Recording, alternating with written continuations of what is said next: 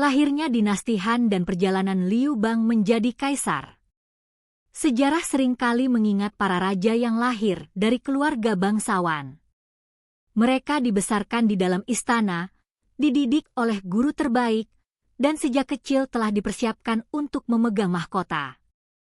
Namun tidak semua kekaisaran besar lahir dari tangan seorang pangeran. Ada kalanya sejarah justru berubah oleh seseorang yang berasal dari rakyat biasa.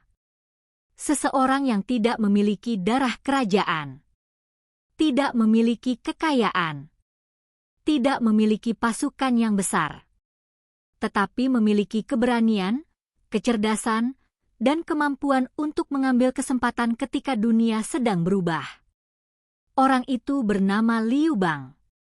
Ia kelak dikenal sebagai Kaisar Gaozu, pendiri dinasti Han, sebuah dinasti yang akan memerintah Tiongkok selama lebih dari 4 abad dan menjadi salah satu fondasi terbesar peradaban Tiongkok. Kisahnya dimulai jauh dari kemewahan istana.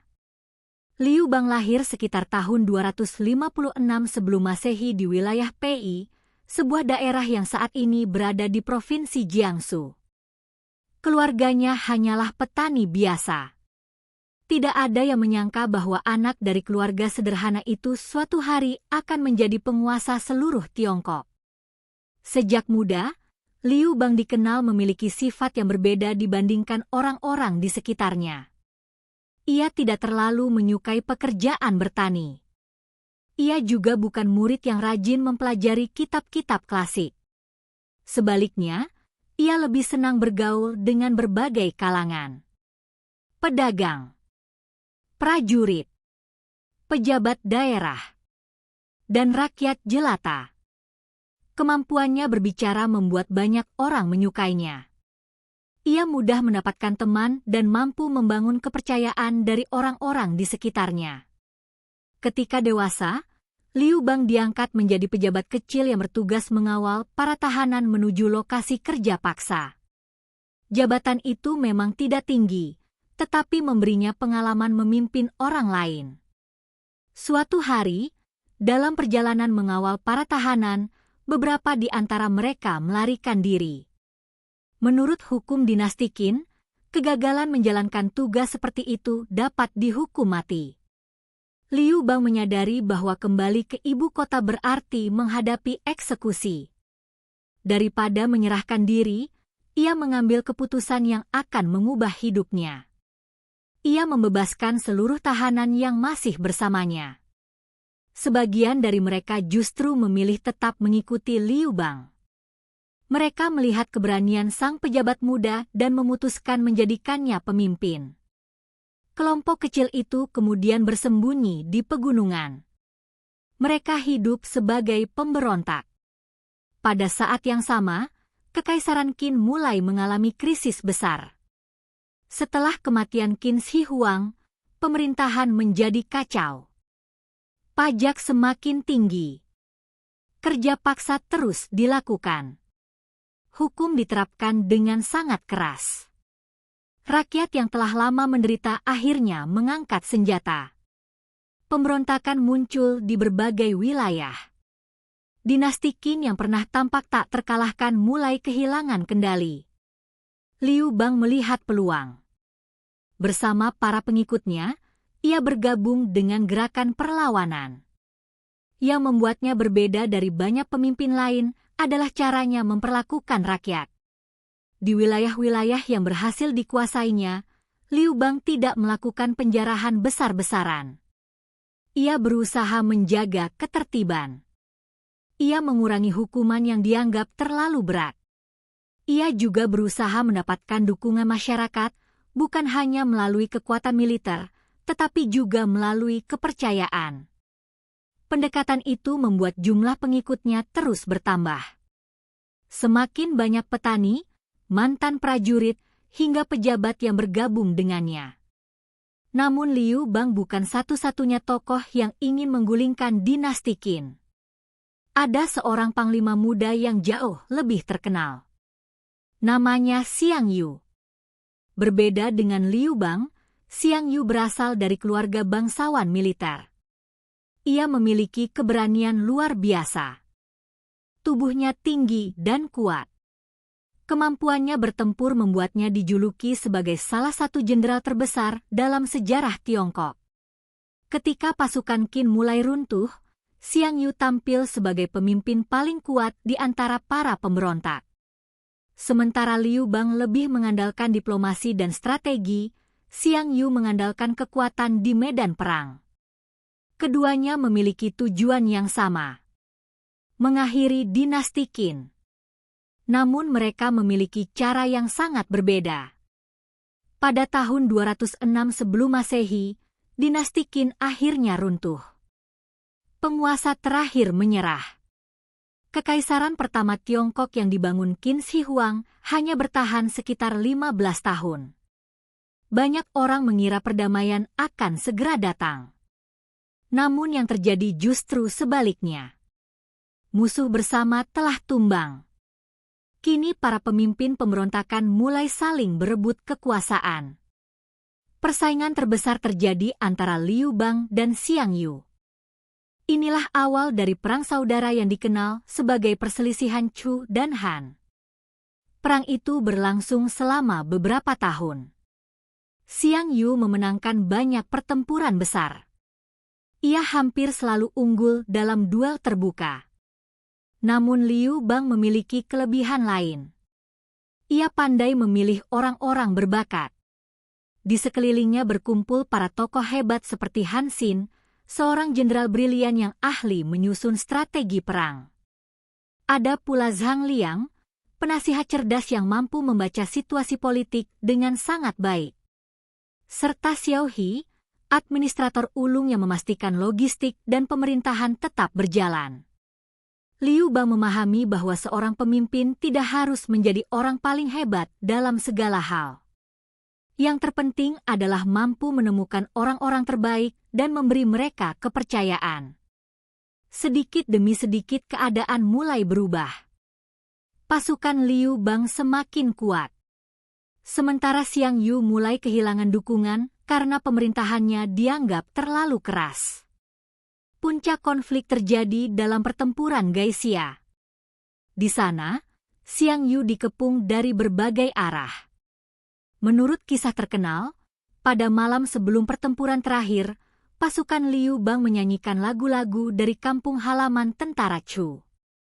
Mendengar nyanyian itu, pasukan Xiang Yu mengira negeri mereka telah jatuh. Semangat mereka runtuh. Banyak yang melarikan diri. Keesokan harinya, Xiang Yu kalah. Ia berhasil meloloskan diri, tetapi akhirnya memilih mengakhiri hidupnya di tepi sungai Wu daripada menyerah kepada musuh. Dengan berakhirnya perang tersebut, Liu Bang menjadi penguasa tunggal Tiongkok. Pada tahun 202 sebelum Masehi, ia memproklamasikan berdirinya dinasti Han. Ia mengambil gelar Kaisar Gaozu. Namun berbeda dengan Qin Shi Huang yang memerintah dengan hukum yang sangat keras, Liu Bang memahami bahwa rakyat telah lelah oleh peperangan. Ia mulai mengurangi pajak, mengurangi kerja paksa, memberikan kesempatan bagi pertanian untuk pulih, dan perlahan membangun kembali negeri yang telah porak-poranda selama puluhan tahun. Keputusan-keputusan itu menjadi awal dari sebuah era baru. Era yang kelak dikenal sebagai salah satu masa paling gemilang dalam sejarah Tiongkok. Sebuah dinasti yang tidak hanya membawa stabilitas, tetapi juga melahirkan kemajuan ilmu pengetahuan, perdagangan, budaya, dan pemerintahan yang pengaruhnya masih terasa hingga ribuan tahun kemudian. Namun perjalanan dinasti Han baru saja dimulai. Di balik kedamaian yang mulai tercipta, para kaisar Han akan menghadapi tantangan baru. Mereka harus mempertahankan kekaisaran yang sangat luas, menghadapi ancaman dari bangsa-bangsa nomaden, dan membuka jalur perdagangan yang akan menghubungkan timur dengan barat. Zaman keemasan dinasti Han, jalur sutra, dan peradaban yang mengubah dunia. Berdirinya dinasti Han membawa harapan baru bagi rakyat Tiongkok. Setelah puluhan tahun hidup dalam peperangan dan kekacauan, negeri itu akhirnya mulai merasakan kedamaian. Sawah-sawah yang sebelumnya terbengkalai kembali ditanami. Desa-desa yang hancur mulai dibangun kembali. Perdagangan perlahan hidup, dan rakyat mulai percaya bahwa masa depan mereka akan lebih baik. Kaisar Gaozu atau Liu Bang memahami bahwa sebuah kekaisaran tidak bisa bertahan hanya dengan kekuatan militer. Ia baru saja menyaksikan bagaimana dinasti Qin runtuh meski memiliki pasukan yang luar biasa kuat. Karena itu, ia memilih jalan yang berbeda. Pajak diturunkan. Kerja paksa dikurangi. Para petani diberi kesempatan untuk kembali mengolah lahan mereka. Pemerintah juga mulai memperbaiki sistem distribusi pangan agar hasil panen dapat menjangkau daerah-daerah yang membutuhkan. Keputusan-keputusan tersebut membuat ekonomi perlahan pulih. Rakyat yang sebelumnya hidup dalam ketakutan mulai kembali bekerja dengan semangat. Ladang gandum membentang luas. Sawah menghasilkan panen yang melimpah. Lumbung-lumbung kerajaan kembali terisi. Kemakmuran yang perlahan tumbuh inilah yang menjadi fondasi kejayaan dinasti Han. Setelah Liu Bang wafat, para penerusnya melanjutkan pembangunan kekaisaran. Meskipun beberapa kali terjadi perebutan pengaruh di dalam istana, dinasti Han tetap mampu mempertahankan stabilitas. Puncak kejayaan mulai terlihat ketika seorang penguasa muda naik tahta. Namanya adalah Kaisar Wu dari Han atau Han Wudi. Ia memerintah selama lebih dari 50 tahun dan dikenal sebagai salah satu kaisar terbesar dalam sejarah Tiongkok. Di bawah pemerintahannya, dinasti Han berubah dari kerajaan yang baru pulih menjadi sebuah kekaisaran yang sangat kuat. Han Wudi memiliki cita-cita besar. Ia ingin menjadikan dinasti Han sebagai kekuatan paling berpengaruh di Asia. Untuk mewujudkan ambisinya, ia memperkuat angkatan bersenjata. Saat itu, ancaman terbesar datang dari bangsa nomaden Xiongnu yang sering menyerang wilayah utara. Selama bertahun-tahun, mereka menjarah desa-desa perbatasan dan mengganggu jalur perdagangan. Han Wudi memutuskan untuk tidak hanya bertahan. Ia memilih menyerang. Puluhan ribu pasukan dikirim ke wilayah utara. Perang berlangsung bertahun-tahun. Meskipun memakan biaya yang sangat besar, perlahan-lahan dinasti Han berhasil melemahkan kekuatan Xiongnu. Kemenangan itu membuka jalan menuju Asia Tengah. Dan dari sinilah lahir salah satu jalur perdagangan paling terkenal dalam sejarah dunia. Jalur Sutra. Awalnya, jalur sutra bukanlah satu jalan lurus, melainkan jaringan rute darat dan laut yang menghubungkan Tiongkok dengan Asia Tengah, Persia, India, Timur Tengah, hingga akhirnya mencapai Kekaisaran Romawi. Barang-barang dari timur mengalir ke barat. Sementara berbagai komoditas dari barat juga masuk ke Tiongkok. Sutra menjadi komoditas yang paling berharga. Kain halus yang diproduksi oleh para pengrajin Han sangat dihargai di negeri-negeri jauh. Bahkan di Romawi, sutra dianggap sebagai simbol kemewahan. Selain sutra, pedagang juga membawa teh, keramik, besi, rempah-rempah, batu mulia, kaca, kuda, hingga berbagai hasil kerajinan. Namun jalur sutra tidak hanya memperdagangkan barang. Ia juga menjadi jalur pertukaran ilmu pengetahuan dan budaya. Agama Buddha mulai masuk ke Tiongkok melalui jalur ini. Teknologi baru menyebar dari satu wilayah ke wilayah lain. Ide-ide tentang astronomi, matematika, pertanian, dan kedokteran ikut berpindah bersama para pedagang. Karena itu, banyak sejarawan menyebut jalur sutra sebagai salah satu jaringan komunikasi paling penting dalam sejarah peradaban manusia. Di dalam negeri, dinasti Han juga mengalami kemajuan luar biasa. Pemerintah mulai membangun sistem birokrasi yang lebih teratur. Para pejabat dipilih berdasarkan kemampuan, bukan semata-mata karena keturunan bangsawan. ajaran Konfusius dijadikan dasar moral pemerintahan. Para calon pejabat diwajibkan mempelajari kitab-kitab klasik, memahami etika, serta menguasai administrasi negara. Langkah ini membuat pemerintahan menjadi lebih profesional. Sistem tersebut bahkan menjadi inspirasi bagi berbagai dinasti setelahnya selama lebih dari 1000 tahun. Kemajuan juga terjadi di bidang ilmu pengetahuan. Salah satu penemuan paling penting adalah kertas. Sebelum adanya kertas, masyarakat menulis di atas bambu, kayu, atau kain sutra yang mahal. Pada masa dinasti Han, seorang pejabat bernama Cai Lun menyempurnakan teknik pembuatan kertas menggunakan kulit kayu, kain bekas, dan serat tumbuhan.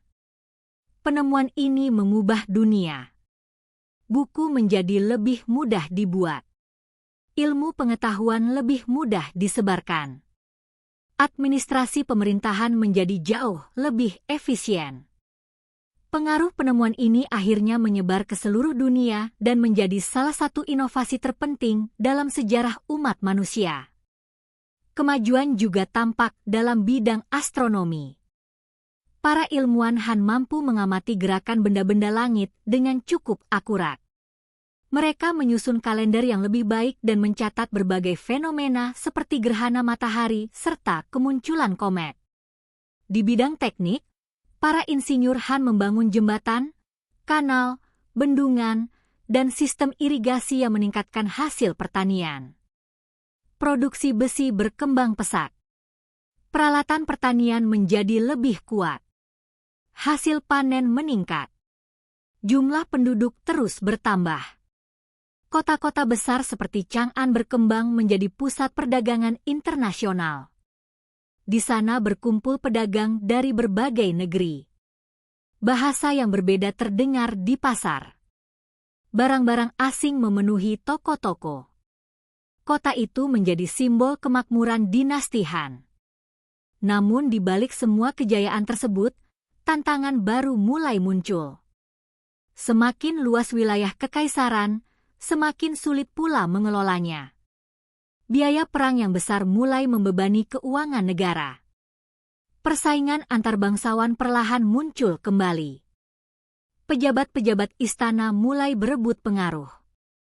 Sementara itu, keluarga-keluarga kaya semakin menguasai tanah pertanian. Bibit-bibit krisis mulai tumbuh secara perlahan. Tidak banyak yang menyadarinya. Karena pada saat itu, dinasti Han masih tampak begitu kuat. Tetapi sejarah telah berkali-kali menunjukkan bahwa kejayaan sebuah kekaisaran tidak pernah berlangsung selamanya. Dan dalam beberapa generasi berikutnya, dinasti Han akan menghadapi ujian yang hampir menghancurkan seluruh fondasi kekaisarannya. Wang Mang, perpecahan dinasti Han, pemberontakan besar, dan awal keruntuhan kekaisaran. Selama beberapa generasi, dinasti Han dikenal sebagai simbol kemakmuran dan stabilitas. Jalur sutra berkembang pesat, kota-kota semakin ramai, hasil pertanian meningkat, dan nama Tiongkok mulai dikenal hingga wilayah yang sangat jauh di barat. Namun seperti banyak kekaisaran besar lainnya, ancaman terbesar ternyata tidak selalu datang dari luar. Ia tumbuh perlahan dari dalam istana. Ketika para kaisar Han berikutnya naik tahta, tidak semuanya memiliki kemampuan seperti Liu Bang atau Han Wudi. Sebagian masih sangat muda ketika dinobatkan menjadi kaisar. Akibatnya, pemerintahan sehari-hari lebih banyak dikendalikan oleh para pejabat, keluarga permaisuri, dan kasim istana. Perlahan-lahan, perebutan kekuasaan mulai menjadi bagian dari kehidupan politik dinasti Han. Setiap kelompok ingin menguasai istana. Setiap keluarga bangsawan ingin menempatkan kerabatnya di jabatan penting. Sementara itu, di luar istana, keadaan rakyat mulai berubah. Tanah pertanian semakin banyak dikuasai oleh keluarga-keluarga kaya. Petani kecil kehilangan lahannya. Banyak yang terpaksa bekerja sebagai penyewa atau bahkan menjadi buruh di tanah yang dahulu mereka miliki sendiri. perbedaan antara orang kaya dan rakyat biasa semakin besar. Pajak yang harus dibayar petani tetap tinggi. Sementara para bangsawan seringkali memperoleh berbagai keistimewaan. Keadaan tersebut perlahan menimbulkan ketidakpuasan. Di tengah situasi itulah muncul seorang tokoh yang sangat ambisius. Namanya Wang Mang. Ia bukan berasal dari garis utama keluarga Kekaisaran Han. Namun melalui hubungan keluarga dan kecakapannya dalam politik, Wang Mang berhasil memperoleh pengaruh yang sangat besar di istana. Ketika beberapa kaisar Han masih berusia anak-anak, Wang Mang menjadi wali sekaligus penguasa yang sebenarnya. Awalnya, banyak orang memandangnya sebagai pejabat yang sederhana dan jujur. Ia hidup tidak terlalu mewah. Ia sering menunjukkan kepedulian terhadap rakyat. Reputasinya terus meningkat. Hingga akhirnya, pada tahun 9 Masehi, Wang Mang mengambil langkah yang mengejutkan. Ia mengakhiri dinasti Han. Kemudian mendirikan dinasti baru yang diberinya nama dinasti Qin.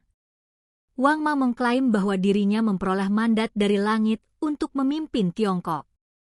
Ia berjanji akan memperbaiki keadaan rakyat. Salah satu kebijakannya adalah membatasi kepemilikan tanah oleh keluarga-keluarga kaya. Ia juga mencoba membagikan kembali tanah kepada para petani. Selain itu, ia melakukan reformasi mata uang, mengubah sistem perdagangan, dan memperkenalkan berbagai aturan baru. Niatnya mungkin baik, namun pelaksanaannya penuh masalah. Banyak kebijakan diterapkan terlalu cepat. Para pejabat daerah kebingungan menjalankannya. Keluarga-keluarga bangsawan menolak perubahan tersebut. Pedagang mengalami kerugian akibat perubahan sistem ekonomi. Keadaan menjadi semakin buruk ketika Sungai Kuning mengalami banjir besar. Ratusan ribu orang kehilangan rumah. Ladang pertanian rusak. Kelaparan meluas. Di berbagai daerah mulai muncul kelompok-kelompok pemberontak.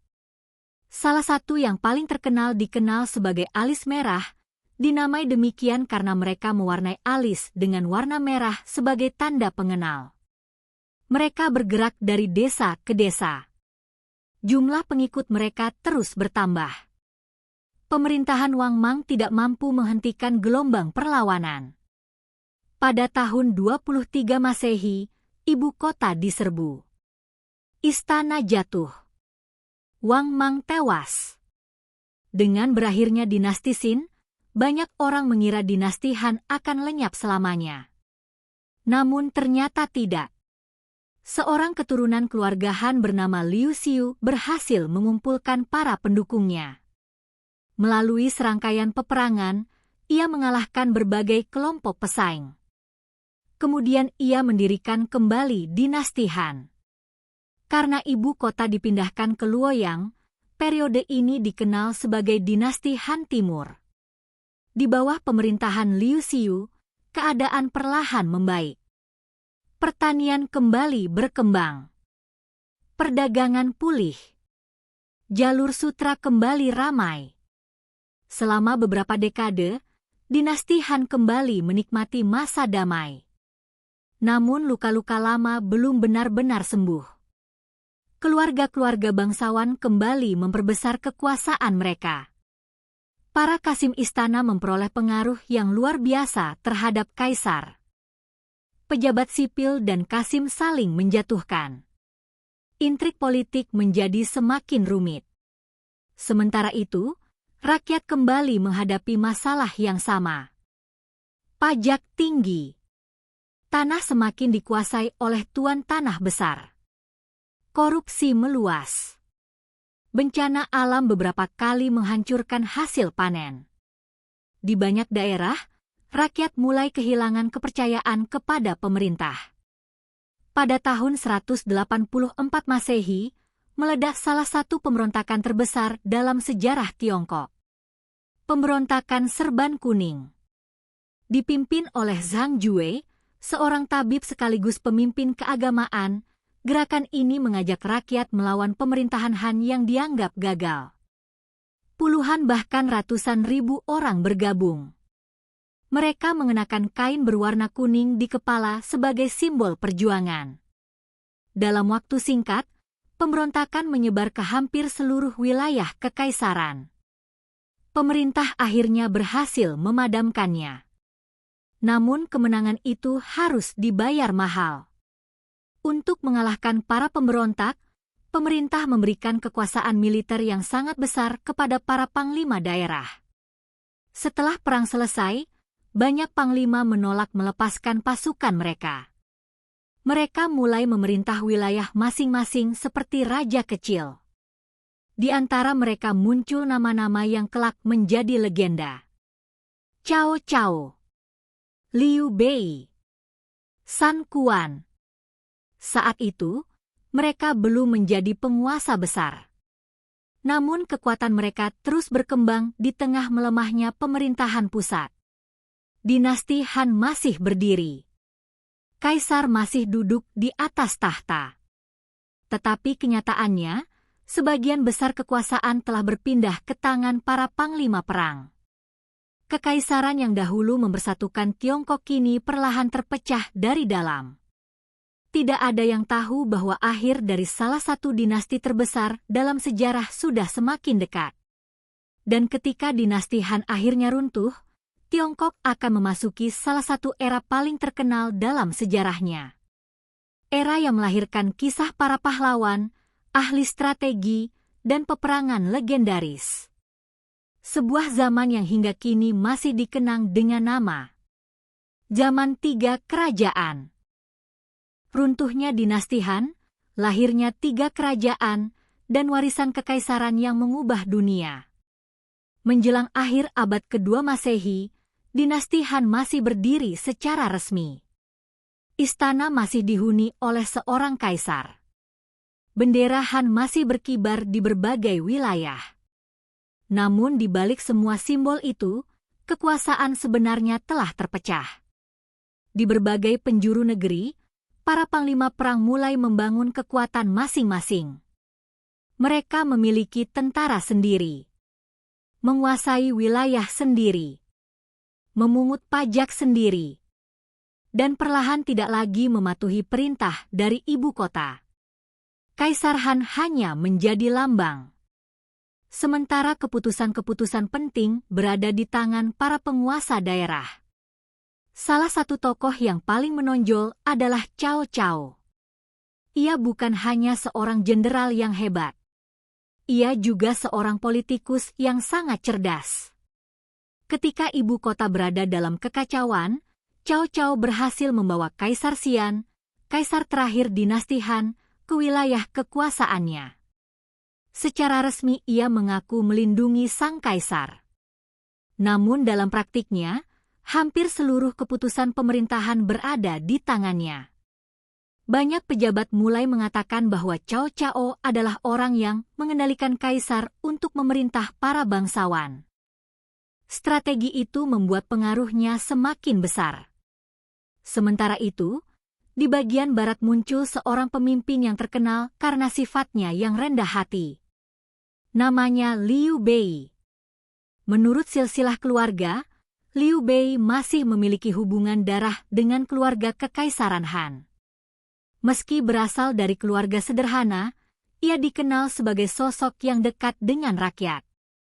Bersama dua sahabatnya, Guan Yu dan Zhang Fei, Liu Bei membangun pasukan sedikit demi sedikit.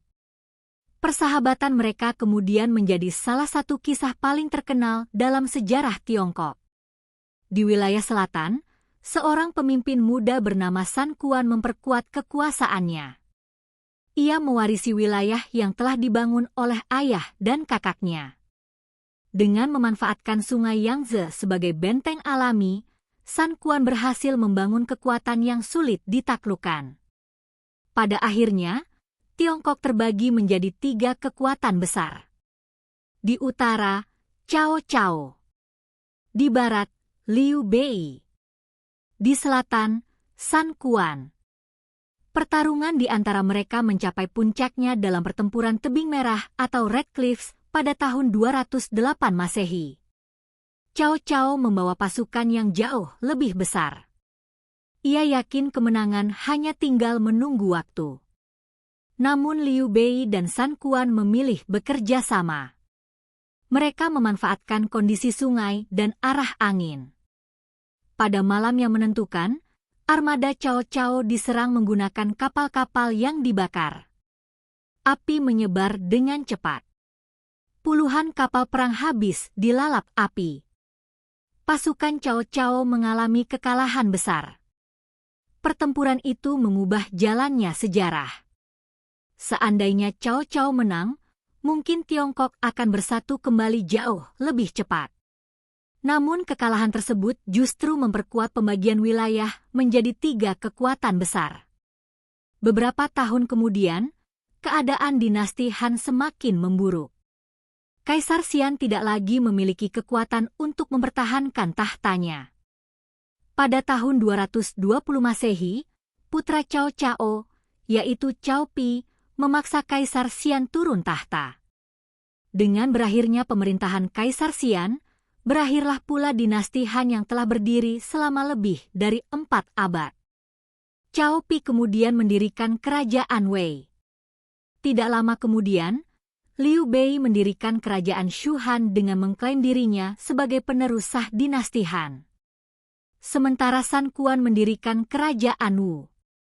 Inilah awal dari periode yang dikenal sebagai zaman 3 kerajaan, salah satu era paling terkenal dalam sejarah Tiongkok yang kemudian diabadikan dalam novel klasik Romance of the Three Kingdoms. Meskipun dinasti Han telah runtuh, warisannya tidak ikut menghilang. Justru banyak pencapaiannya terus menjadi dasar bagi dinasti-dinasti berikutnya. Sistem birokrasi yang dibangun pada masa Han terus dipertahankan. Ajaran Konfusius tetap menjadi dasar pendidikan dan pemerintahan selama berabad-abad. Jalur sutra terus berkembang dan menghubungkan Tiongkok dengan dunia luar. Teknologi pembuatan kertas menyebar ke Asia Barat, Timur Tengah, hingga Eropa, mengubah cara manusia menyimpan dan menyebarkan ilmu pengetahuan. Bahkan hingga hari ini, mayoritas etnis di Tiongkok menyebut diri mereka sebagai bangsa Han. Bahasa resmi Tiongkok dikenal sebagai bahasa Han. Tulisan Tiongkok sering disebut sebagai aksara Han. Semua itu menunjukkan betapa besar pengaruh dinasti ini terhadap identitas bangsa Tiongkok. Tidak banyak kekaisaran yang mampu meninggalkan jejak sedalam itu. Dinasti Han bukan hanya membangun sebuah negara. Ia membentuk sebuah peradaban. Peradaban yang memengaruhi politik, ekonomi, budaya, ilmu pengetahuan, dan hubungan internasional selama lebih dari 2000 tahun.